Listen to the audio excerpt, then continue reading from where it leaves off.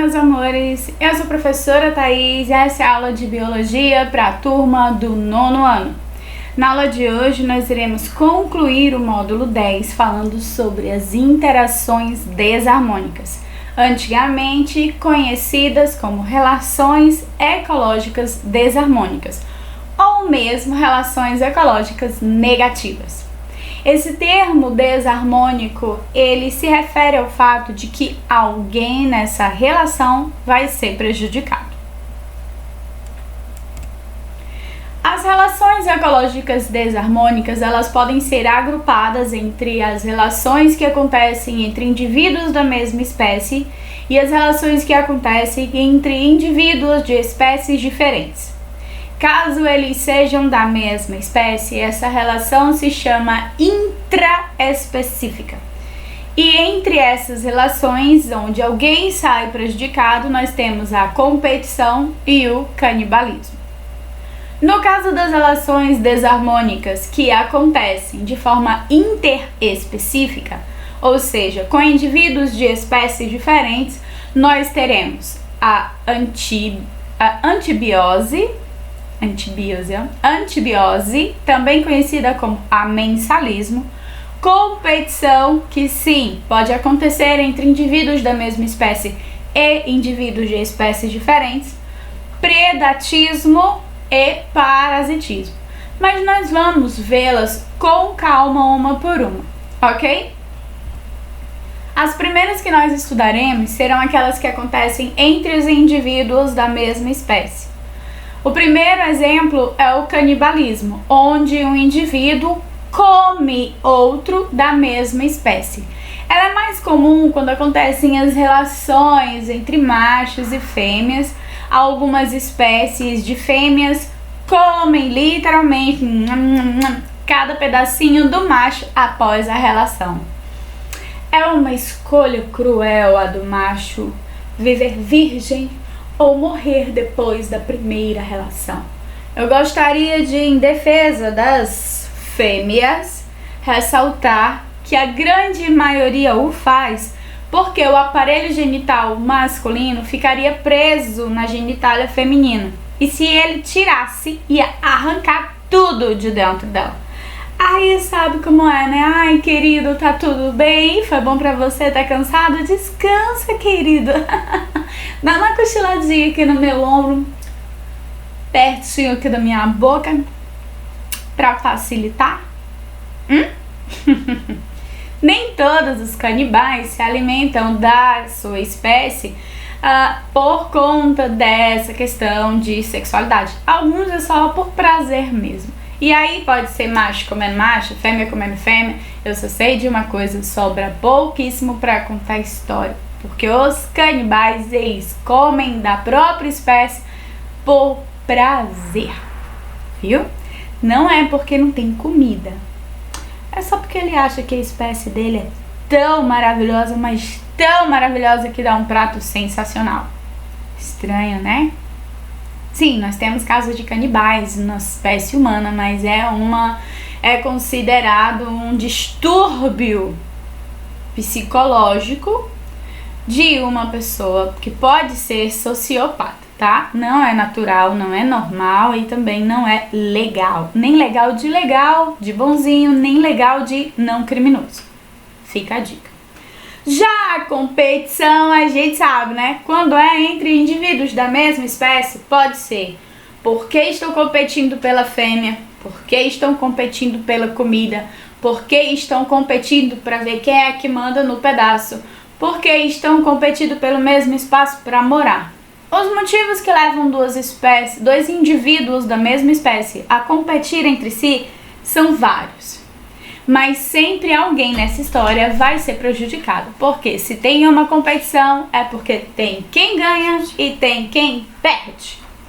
Sendo assim, sim, é desarmônico e alguém vai sair prejudicado nisso. Quando a gente fala de intraespecífica, ou seja, da mesma espécie, só tem essas duas, tá bom? Ou é canibalismo ou é competição. Mas quando a gente fala de indivíduos de espécies diferentes, aí a gente abre um leque enorme, meu amor. A primeira delas que eu vou falar é o parasitismo. O parasitismo a gente já ouviu falar com certeza. Eu conto com 2 indivíduos, um deles vai ser o parasita, o outro vai ser o hospedeiro. Quem vai ser prejudicado nessa relação? Quem? O hospedeiro vai ser prejudicado, meu amor. Ah, vai, tadinho. Esse parasita, ele vai se aproveitar do hospedeiro para retirar dele o que precisa. Pode ser que esse parasita mate o seu hospedeiro, mas pode ser que ele queira que esse hospedeiro tenha uma vida longa e próspera para que ele possa viver longa e prosperamente também. Quanto aos parasitas, eles podem ser classificados basicamente em 2 categorias. Aqueles que são ectoparasitas, aqui ó, ao lado, aqui ectoparasitas e endoparasitas. Os ectoparasitas são os parasitas externos, aqueles que estão fora do nosso corpo, na superfície.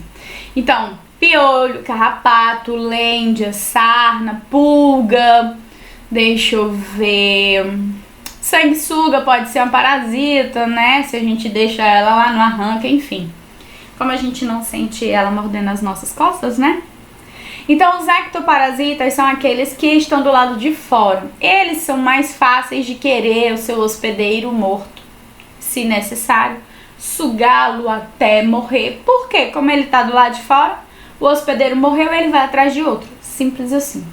Já os endoparasitas são diferentes. Por quê? Eles vivem dentro do hospedeiro. E a grande maioria deles, quando o hospedeiro morre, ele morre também. Então, para os endoparasitas, vida longa e próspera para o meu hospedeiro. Assim, ele também vai ter uma vida longa e próspera. É claro que quando ele começa a se reproduzir dentro do hospedeiro, ele pode perder um pouco desse controle, né? Mas são coisas que podem acontecer. Os endoparasitas normalmente são as nossas queridas amigas verminosas, que deixam a gente com um apetite fora do convencional, uma falta de coragem maior do que o apetite. Faz a gente ficar com esse abdômen levemente estendido, algumas delas, mas que só pode ser identificada efetivamente através de um exame de fezes, tá bom? Temos vários tipos de parasitas. Eu citei o verminoso só porque é aquele mais comum, mais legal e mais nojento. Beleza? Outro tipo de relação ecológica entre indivíduos de espécies diferentes é o predatismo. Fácil. 2 indivíduos, 2 papéis bem claros. A presa e o predador. Quem é que sai perdendo nessa relação? A presa. Às vezes a presa consegue escapar, né? Por isso existe aquele ditado: um dia é da caça, o outro é do caçador. Então, às vezes a caça ganha, às vezes é o caçador, mas alguém sempre vai sair prejudicado. Os predadores normalmente caçam para se alimentar. A grande maioria dos predadores, os predadores natos, aqueles predadores de verdade, eles só se alimentam quando eles estão caçando. Isso quer dizer que se ele acha uma carcaça de um animal morto, ele só vai se alimentar dela se for assim, último caso. Porque o que ele gosta mesmo é daquela comida fresquinha que ele acabou de pegar nas presas, nas garras, nos dentes, nas unhas, enfim. E destroçar ali, sabe? Caçadores, predadores, são assim. Normalmente tem uma força em comum, tá? E eles aguentam, meu amor, pancada. Por quê? Para poder sobreviver. São competidores natos também. A grande maioria dos predadores fazem da sua vida uma eterna competição para ver quem manda no pedaço. Ou seja, a competição também é uma relação ecológica entre indivíduos de espécies diferentes. Mas vamos falar do amensalismo. Ahá, pensou que eu tinha errado, né? Não, gente, eu sei. O amensalismo, que é chamado também de antibiose, é uma relação ecológica desarmônica, porque assim, quando eu tenho uma produção excessiva de substâncias tóxicas, normalmente isso acontece com algumas algas, tá? Aí o que acontece? Ela forma uma camada, o amensalismo acontece na água. Ela forma uma camada na superfície da água que impede a entrada dos raios solares, prejudicando assim todos os seres vivos que estão embaixo. Todos aqueles que precisam de sol morrem. Isso sem contar que sem o sol as plantas aquáticas não realizam a fotossíntese, então a quantidade de gás oxigênio desse local também cai assustadoramente. Então se ele não morre de fome, meu amor, ele morre de falta de oxigênio, falta de ar embaixo d'água. É estranho, né? Mas os animais que são aquáticos, eles também respiram e eles retiram de entre as moléculas da água o gás oxigênio que ele precisa.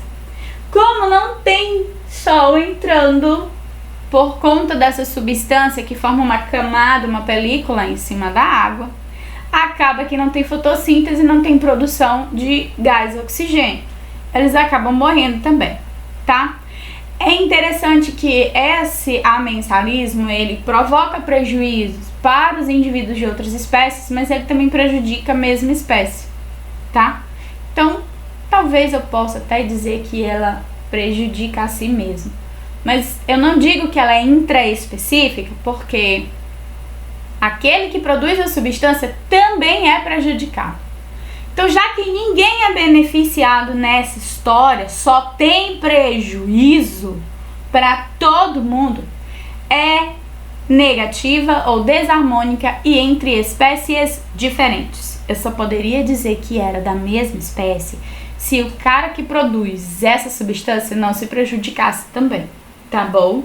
Porque aí ele prejudicaria só o outro da espécie dele. Não é isso que acontece. Ele se prejudica também, ok? E agora sim, olha que coisa mais bonitinha esse desenho.